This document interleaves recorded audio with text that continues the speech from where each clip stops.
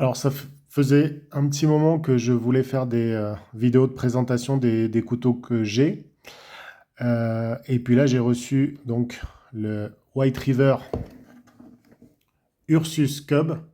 Donc c'est le petit modèle du Ursus 45. Enfin, c'est la version miniature du Ursus 45. Et comme c'est une marque très réputée, qui a une bonne réputation, et que j'ai été très déçu par ce couteau, notamment par rapport à l'étui en Kydex, j'ai décidé de me lancer. Alors l'idée, c'est pas de vous présenter le couteau avec les dimensions, le type d'acier, même si je vais en parler un petit peu, mais c'est vraiment de vous présenter le couteau d'un point de vue pratique, d'un point de vue de ce qu'on a quand on l'a dans les mains, qu'on le manipule, qu'on essaye de le régler, notamment le passant de ceinture.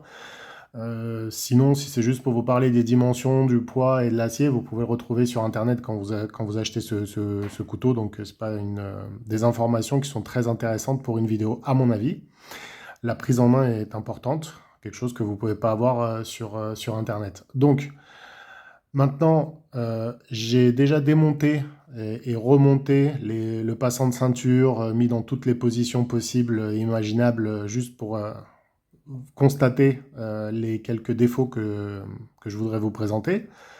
Donc, j'ai remis tout en condition, j'ai remis le couteau tel quel, avec sa configuration d'origine dans la boîte d'origine. Donc, on fait comme si je le découvrais en même temps que vous. Vous verrez qu'il y a des petites traces sur les boulons, enfin sur les écrous et les contre-écrous, mais c'est parce que je l'ai manipulé, il n'arrive pas comme ça. Donc, voici la boîte, donc une très jolie boîte, un coffret même, je dirais. Donc ça déjà c'est plutôt positif, on a l'habitude des boîtes en carton des autres marques, donc on se dit, là on est sur de la qualité. Effectivement, c'est censé l'être. Donc, voilà la petite boîte, et voilà la bête. Donc, je vais rapidement parler du couteau et je reviendrai à la boîte. Donc, rapidement, c'est un couteau qui est compact, qui est censé être un EDC, donc un port au quotidien. Et c'est l'intention que je lui... Enfin, c'est l'intention que j'ai eue quand je l'ai acheté. Donc, pour information, j'habite à la campagne et pas en France, donc j'ai le droit d'avoir ce type d'énergumène sur moi. Si vous êtes en France, en zone urbaine, malheureusement, ça va être un petit peu plus compliqué. Chacun est censé savoir pour lui-même s'il peut porter un couteau comme ça ou pas. Donc je ne veux pas me lancer dans des polémiques, est-ce qu'on a le droit, pas le droit. Bref, voici le couteau. Juste pour information, il a l'air un petit peu petit, mais en fait, ma main est assez grande. Je vais vous donner, juste pour comparaison, un Opinel 8 que tout le monde est censé plus ou moins avoir manipulé au moins une fois dans sa vie. Voilà, si vous regardez par rapport à l'Opinel 8, vous voyez, si je suis à cet endroit-là de la bague, il me reste un demi-centimètre à peu près ici. Donc c'est à peu près la dimension que vous avez sur la poignée de l'Ursus. Juste pour information, donc si vous êtes chez vous et vous vous demandez comment irait votre main sur le couteau en fonction de la taille de votre main, vous pouvez juste tester avec un Opinel. Et comme vous voyez, c'est à peu près, même un petit peu plus court. Ici, il arrive un petit peu plus court. Bon, si on l'attrape vraiment à ras ici, on arrive à la fin de la poignée, de la partie en micarta, mais on est un tout petit peu sur la ferraille, mais c'est pas vraiment gênant parce que le doigt appuie des deux côtés ici, en fait. Donc, il n'y a pas de souci, c'est très léger. Si vous avez une main un petit peu plus grande que ça va être un petit peu compliqué. Vous risquez d'avoir la main qui arrive sur la fin et ça risque d'être un petit peu inconfortable. Maintenant, juste généralement, sur ce couteau, c'est un couteau qui est très, à mon avis, très classique et polyvalent. Il n'a pas des lames, il n'a pas une lame en forme spéciale de ninja ou émouture scandinave ou tanto ou que sais-je. C'est vraiment du classique drop point, ce que j'aime. Et justement, par rapport à sa polyvalence, c'est pour ça que je l'ai choisi. Et rapidement aussi, le Magna Cut de White River, c'est un très bon, c'est un très bon acier. Si vous regardez, ça, vous avez dans la boîte, vous avez en fait ici indiqué qu'il est de 62 à 63 HRC. Il faut savoir que quand White River indique ça, ils s'y tiennent. Contrairement à d'autres marques qui font des aciers plus tendres que ce qu'ils indiquent, White River, ils respectent leurs engagements. Donc quand ils vous disent 62-63, c'est que c'est vraiment le cas. Donc c'est un acier qui est quand même assez résistant. Voilà, je m'arrête pour l'acier. C'est pas le but de la vidéo. Juste le but de la vidéo, c'est que c'est vraiment un couteau qui est compact, qui est censé permettre beaucoup d'utilisation, y compris une utilisation avec le Fire Steel qui est ici. Et donc, la lame, le dos de la lame est à 90 degrés ici. Donc, pas tout à fait ici. Ici, c'est relativement pas trop pointu. Donc, si vous mettez le doigt, vous n'allez pas sentir un désagrément. Et à partir d'ici, vous allez pouvoir gratter le Fire Steel sans problème. Voilà, ça c'est pour le couteau. Maintenant, l'étui en lui-même. Alors l'étui, c'est un étui donc qui a un passant de ceinture qui est censé pouvoir se porter à 360 degrés. Donc on peut le mettre à la verticale sur la ceinture, à l'horizontale sur la ceinture, en diagonale à 45 degrés. On peut le mettre vers le bas sur un sac à dos par exemple. Et en fait, un des avantages donc, de cet étui, c'est que vous avez ici un petit écrou de réglage, et plus vous allez monter l'écrou, plus ça va jouer sur la rétention du couteau. Parce que vous voyez, quand vous mettez le couteau ou que vous le retirez, vous avez les deux feuilles de Kydex qui s'écartent. Et en fait, si vous allez monter cette vis-là, cet écrou, il va tenir de plus en plus, donc vous allez arriver à un moment où vous allez pratiquement pas pouvoir sortir le couteau, ce qui est très pratique si vous voulez le porter en bas et que vous avez peur de perdre le couteau ou qu'il s'accroche et de vous blesser avec. Donc là, vous pouvez vraiment régler la manière dont ça sert. Surtout avec le temps, c'est des étuis qui peuvent avoir tendance à devenir un petit peu plus lâches. Et avec ce système, ça c'est vraiment un plus. Par contre, sachez que vous n'allez pas arriver jusqu'au bout pour le réglage. 1 ou 2 mm et vous allez pratiquement arriver à un point où ça va être très dur de sortir le couteau. Donc c'est vraiment très sensible. C'est un réglage vraiment qui se fait au millimètre près ici. C'est assez compliqué de trouver le bon réglage. Donc il présente, normalement on est censé pouvoir le monter jusqu'au bout pour que vraiment avoir une tension maximum. Franchement, vous n'en aurez pas besoin. Bref, étui Kydex classique avec en plus un port Kydex pour le Fire Steel. L'avantage, c'est que justement, vous pouvez le retirer, alors que sur des étuis en cuir, vous ne pouvez pas les retirer. Donc c'est dommage si vous avez envie. Moi, par exemple, je ne vais pas m'en servir tous les jours, ça c'est clair. Donc je préfère ne pas l'avoir, ça me fait quelque chose en moins à avoir sur l'étui. Donc le fait que ça puisse être retiré, le port pour le Fire Steel, je trouve ça bien. Après, c'est le cas de pas mal d'étuis modernes. Maintenant, le passant de ceinture. Et là, on va arriver sur quelques problèmes. Donc là, je vais vous montrer. Alors, le couteau est un très bon couteau. Les plaquettes de la poignée sont bien, mais j'ai reçu un premier couteau avec ce qu'ils appellent leur burlap.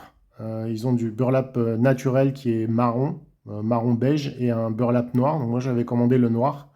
En fait, vous pouvez voir à l'écran ici l'état dans lequel je l'ai reçu. Donc en fait, c'est une résine qui est coulée avec des fibres à l'intérieur. Et en fait, quand ils ont coulé la résine, ils ont laissé des bulles. Et ces bulles, au moment où vous allez polir le manche, ça va laisser des trous, notamment des trous qui sont entre la lame et la poignée. Et en fait, ça fait des zones qui vont être très difficiles à nettoyer. Et si vous utilisez votre couteau, par exemple, pour de la viande crue, bah, ça va faire du jus de viande, des morceaux de viande qui vont se mettre dedans, ça va moisir. Et c'est vraiment pas très hygiénique. Donc j'ai retourné le premier couteau, donc déjà première déception, comme vous pouvez le constater pour un couteau qui est aux alentours de entre 230 si on a un bon prix, 230 à 250 euros. Donc c'est pas non plus des couteaux qui sont donnés. Et j'ai trouvé ça décevant, première chose. Maintenant, c'est une lame, comme je vous ai dit, qui est de très bonne qualité, le Magna Cut, qui est un acier qui est à la fois résistant et à la fois résistant en matière de dureté et en même temps pour l'oxydation. Donc c'est un couteau qui va avoir tendance à pas trop s'oxyder facilement, ce qui est bien pour un couteau qui est dur. En général, c'est vous avez soit un couteau qui s'oxyde facilement mais qui est dur, soit un couteau qui s'oxyde pas facilement mais qui a beaucoup de chrome et du coup qui a tendance à s'oxyder. Là, on a un peu les deux avantages sur cet acier et c'est notamment pour ça que je le voulais. Maintenant, l'idée est bonne et on commence à arriver sur les quelques problèmes que je vais essayer de vous présenter le plus rapidement possible, sinon la vidéo va durer 3 heures. L'un des problèmes rencontrés pour le port horizontal, il faut qu'il y ait un contre-écrou qui soit à l'extérieur de la boucle de ceinture et un contre-écrou qui doit être à l'intérieur. Est-ce que, je sais pas si ça se voit à l'écran, oui, ça se voit. Et en fait, il faut savoir que c'est très rugueux comme surface. Donc quand vous allez mettre la ceinture, forcément la ceinture elle va être du côté extérieur. Hein, vous avez l'intérieur ici, c'est normal. Et vous allez avoir tendance à ripper la ceinture. Et la ceinture va avoir tendance à se râper sur l'écrou à l'intérieur. Donc ça déjà c'est quelque chose que j'apprécie moyennement, étant donné que c'est une boucle de ceinture, c'est fait pour mettre une ceinture, et on met une ceinture et ça la râpe. Donc c'est une râpe à ceinture, pas une boucle à ceinture, en sachant que la ceinture est quand même, c'est vrai qu'elle est quand même assez épaisse, c'est les ceintures de type police qu'il y a dans les surplus militaires. Donc c'est une ceinture relativement classique, assez épaisse, mais pas non plus super épaisse, plutôt dans les catégories ceinture moyenne, je dirais, en termes d'épaisseur. Donc, on a déjà ce petit problème de contre-écrou à l'intérieur, quelque chose qui aurait pu être réglé avec quelque chose de plus arrondi. Vous voyez, ici, vous avez quelque chose... Alors, on a l'impression que c'est pratique parce qu'on peut s'en servir avec un tournevis. Et si je prends un tournevis plat, donc c'est juste le couteau suisse, mais qui est, on va dire, une taille standard que vous pouvez avoir sur vous, ça accroche pas. Donc c'est pas quelque chose que vous pouvez utiliser pour débloquer éventuellement si vous avez bloqué le contre-écrou et si vous avez trop serré et que ça tourne dans le vide. Donc déjà, c'est pas quelque chose que vous pouvez facilement débloquer. Donc ça sert à rien qu'il y soit, à mon avis, il aurait dû être un petit peu différent. En tout cas, ça raye la ceinture. Donc déjà, premier désavantage. Deuxième désavantage, vous voyez ici, c'est de l'hexagonal. Mais quand vous prenez de l'hexagonal classique avec le système métrique qu'on a en Europe, alors si vous prenez le 2,5, il va être trop grand. Si vous prenez le 2, il va être trop petit. Il va tourner dans le vide. Donc déjà... Rien que pour cet écrou hexagonal, il va falloir prendre un autre système métrique, donc prendre le système métrique de type US. Alors, est-ce que c'est moi qui ai les mauvais instruments? En tout cas, je trouve que ça fait un petit peu compliqué. Donc ça, c'est quelque chose qui devrait être beaucoup plus simple, notamment... Admettons que vous ayez les clés hexagonales chez vous, les clés Allen qu'il faut. Si vous allez en camping et que vous avez besoin de changer la configuration parce que vous en avez marre de le porter comme ça, ou vous avez changé de pantalon et sur l'autre pantalon vous préférez le porter à l'horizontale et pas à la verticale, eh bien, il va falloir vous trimballer avec une caisse à outils, quoi. Ou en tout cas la clé pour ça. Donc déjà, je trouve que c'est un petit peu dommage. Vous prenez un vieil Extrema Ratio qui est vraiment démodé, ça fait plus de 20 ans que ça existe, ce type de système. Et là, vous avez du cruciforme classique qui, avec le couteau suisse, alors là c'est pareil, quand on va en camping, souvent on a un couteau suisse. En tout cas, c'est plus facile d'avoir un couteau suisse que des clés aux dimensions système métrique américaine. Et avec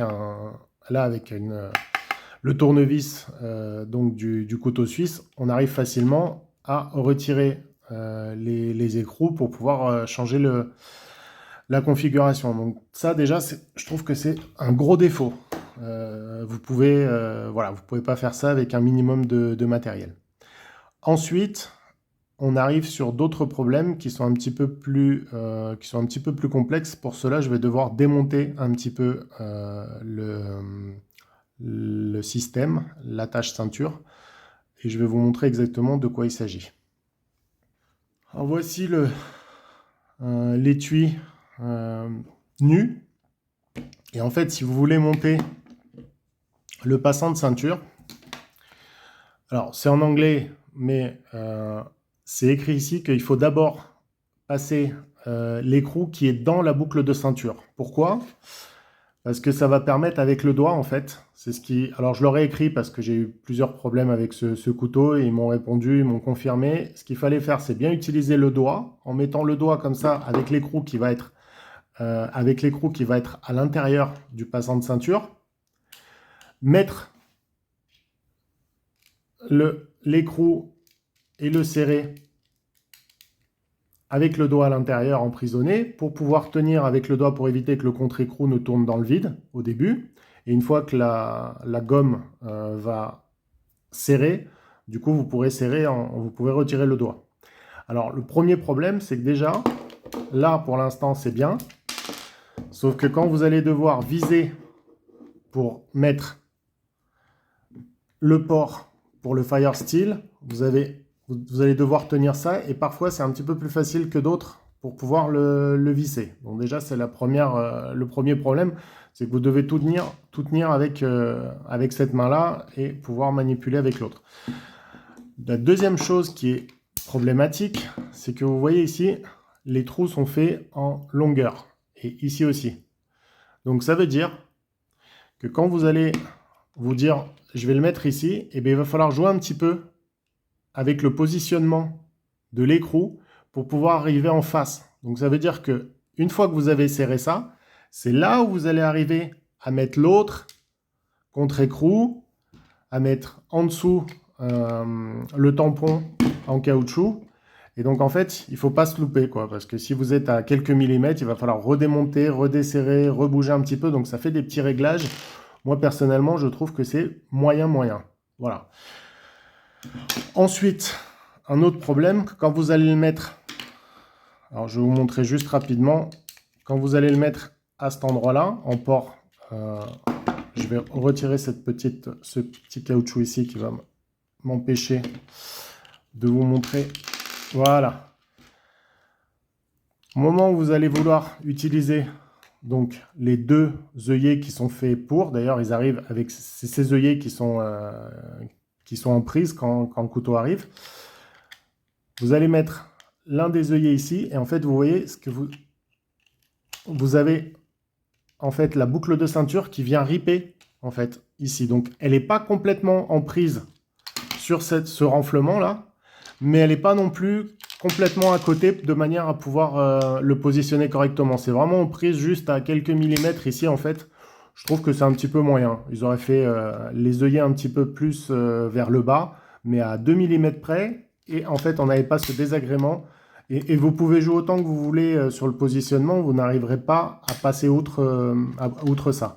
Alors certes, quand vous mettez le caoutchouc, ça va relever un petit peu, mais vous avez un point de tension ici qui est, à mon avis, un petit peu inutile et qui fait que le fait de le mettre, c'est un petit peu plus compliqué. Donc ça, déjà, je trouve que c'est assez moyen. Ensuite, vous avez les deux tampons en caoutchouc, il y en a un qui est plus court que l'autre. Et si vous avez le malheur, quand vous montez le passant de ceinture, de mettre un des écrous, un des contre-écrous à l'intérieur du passant de ceinture, du coup, le contre-écrou, on est bien d'accord, il ne tient qu'une épaisseur de Kydex. Il ne tient pas les deux, contrairement à quand il est ici, où il tient deux épaisseurs. Vous retirez une épaisseur si vous ne mettez pas le port, pour le Fire Steel. Et ici, vous avez deux épaisseurs. Donc, l'écrou qui va être à l'intérieur du passant de ceinture, il va avoir que 3 épaisseurs de Kydex. Malheureusement, avec la petite gomme, ça va pas être assez pour que ça puisse se serrer. Donc, il va falloir penser que quand vous allez mettre en configuration avec l'écrou à l'intérieur du passant de ceinture et pas en utilisant les deux extérieurs, et ben le morceau de gomme le plus grand, parce que sinon vous allez tout monter, vous allez vous rendre compte que vous ne pouvez pas le faire, c'est très désagréable, ça m'est arrivé. Et donc, il va falloir penser à mettre le tampon en gomme le plus épais sur le passant de ceinture pour laisser l'autre sur l'extérieur. Je trouve que c'est du bidouillage, c'est pas terrible. Ils auraient fait le caoutchouc un tout petit peu plus grand et ça aurait été nickel. Autre chose, ils m'ont dit qu'on peut utiliser... Alors, j'ai eu plusieurs communications avec eux. Ils m'ont dit qu'on pouvait utiliser ce type de système. Alors ça, c'est pas de la marque, hein, c'est du chinois, mais peu importe, les dimensions sont les bonnes. J'en ai pris plusieurs. Et en fait, quand on va ouvrir pour installer en port horizontal, par exemple, on ne peut pas le mettre ici à cause de ce renflement. Comme vous pouvez le voir, je suis au maximum ici. Hein. Voilà, je suis au maximum ici. Je suis embuté sur cette partie-là qui tient le manche.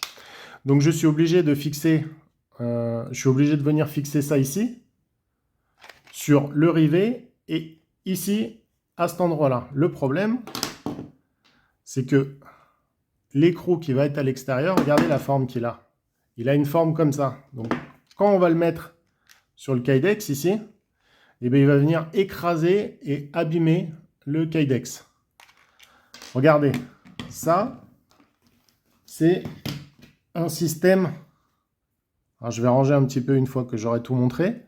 Ça, ça vient avec mon système chinois à 2 €. Et en fait, vous avez l'écrou qui est plat. Donc, il va venir, quand vous allez le mettre ici, qui va venir s'écraser de manière homogène sur le Kydex et donc qui ne va pas l'abîmer. Alors que si vous mettez celui-là, il va venir abîmer. Si vous avez un appui comme ça ici, ça va forcément abîmer plus que si c'est à plat. Voilà, tout simplement.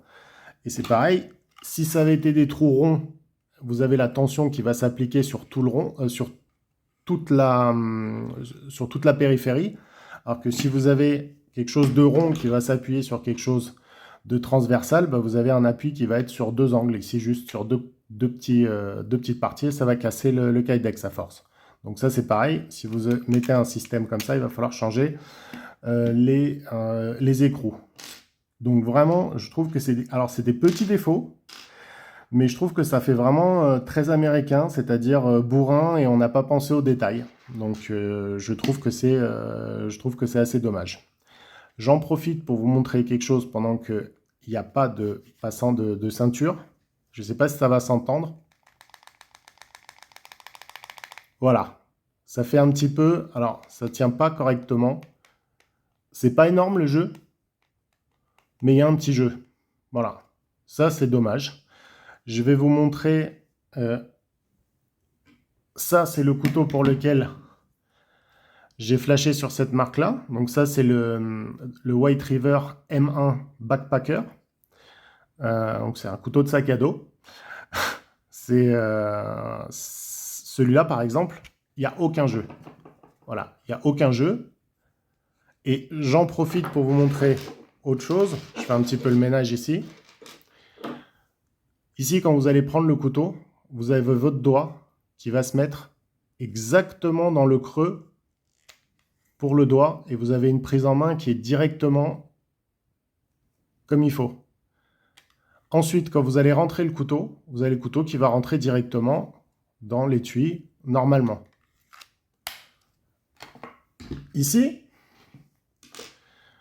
quand vous allez vouloir attraper le couteau, vous pouvez pas, il y a une partie, on va dire, qui a presque un doigt qui est à l'intérieur en fait. Donc vous allez devoir l'attraper avec plus ou moins 3 doigts, surtout si vous l'attrapez, moi je le porte à l'horizontale, donc je l'attrape comme ça. Et là, je ne peux pas mettre mon petit doigt, il arrive à peine à tenir. Donc je suis obligé de le tirer, parce qu'en plus, quand vous le tirez, vous êtes obligé d'être un petit peu comme ça pour pousser. Donc vous le tirez, et une fois qu'il sort, vous voyez, il faut repositionner sa main. Alors, c'est pas le temps perdu qui m'inquiète. Je ne suis pas face à un grizzly avec une demi-seconde. C'est pas pour faire mon américain. Ce qui m'inquiète, c'est que vous avez un risque de lâcher la lame en fait au moment où vous la repositionnez. Vous avez un risque, surtout si c'est sous une couche de vêtements, que vous avez des gants ou que vous avez les mains froides et que vous n'avez pas une sensibilité à ce moment-là superbe. Vous n'avez pas directement, comme sur celui-là, la possibilité d'attraper et hop, on tire et c'est déjà en place. Et vous devez repositionner votre main. Et ça, je trouve que c'est un petit peu dommage de devoir repositionner la main avec les risques que ça comporte de se blesser ou de faire tomber le couteau. Voilà, ça c'est une petite remarque. Autre remarque, quand vous allez rentrer le couteau, il y a un risque ici d'abîmer le kydex parce que la forme, alors c'est plus ou moins obligé hein, par rapport à la forme du manche, mais c'est juste une petite remarque que vous allez avoir tendance à plus ou moins mettre des coups de couteau là-dedans, ce qui n'arrivera pas avec ce type d'étui. Maintenant, vous voyez, il y a d'autres systèmes qui sont un petit peu plus moches, mais c'est pareil, qui permettent de rentrer beaucoup plus correctement sans avoir donné des coups de couteau à l'intérieur du kydex. Donc je trouve que ça, c'est un petit peu plus sympa. C'est très moche, je vous l'accorde, mais au moins ça a le goût de l'efficacité. Et une autre comparaison, ça c'est un couteau qui vaut 10 €, allez, 13 €. Alors attendez, parce que j'ai fait vibrer la table. Donc là, fait pas de bruit. Et ça, c'est un couteau qui vaut 230 €. Voilà, je trouve que c'est un petit peu dommage d'avoir ce petit jeu et ce bruit de... Ça fait cheap un peu, ça fait vraiment... on a l'impression d'avoir acheté un truc chinois qui n'est pas censé être au point. Donc voilà, ça c'est encore une remarque négative. Alors voici la configuration que j'ai choisie, de manière à pouvoir le porter juste presque au niveau de la boucle de ceinture à l'avant. Donc j'ai la boucle de ceinture qui est là et le couteau qui est juste à côté. Donc en fait ici c'est au niveau de ma poche de jean et j'ai vraiment le couteau qui reste pratiquement pas visible avec un t-shirt dessus et qui est très facile au niveau de la ceinture de pouvoir sortir et le remettre. Donc je préfère plutôt que de porter sur le côté où il faut se décaler un petit peu, se mettre sur le côté pour arriver à sortir le couteau et puis ensuite arriver à viser pour pouvoir remettre la lame correctement. Je préfère vraiment l'avoir à l'avant et puis en plus, contrairement à un port par exemple à 45 degrés, quand on le porte à la verticale, on peut se plier. Il reste au niveau de la ceinture donc il ne gêne pas si on se plie, si on lâche ses chaussures ou quoi qu'est-ce. Et j'ai été obligé de changer les écrous pour avoir des écrous qui se mettent à plat. Donc au lieu d'avoir les écrous qui vont venir écraser le kydex, donc moi j'ai pris des écrous qui se mettent à plat, qui sont un petit peu moins sexy que les autres, mais au moins un petit couteau suisse standard et je peux desserrer, resserrer, changer la manière dont c'est mis. Et j'ai mis des caoutchoucs, des tampons en caoutchouc qui étaient plus fins, ce qui permet d'avoir l'étui un petit peu plus compressé contre la ceinture, puisque le passant de ceinture est un petit peu plus proche de l'étui en lui-même. Voilà. Au final, je regrette pas d'avoir ce couteau-là, mais ça sera probablement mon dernier achat de cette marque-là. Alors je vous présenterai celui-là, qui pour moi est une totale réussite. Donc le M1 de chez White River. Par contre, celui-là, le couteau en lui-même, on va dire, est bien. La dimension, vraiment, pour moi, c'est le minimum pour ma main qui est plutôt large. Donc, c'est le minimum, mais c'est justement ce que je cherchais, c'est avoir un couteau qui soit le plus petit possible et en même temps très résistant. De par l'épaisseur de l'acier, de par le fait que c'est du Magna Cut, donc c'est un acier qui est quand même très résistant.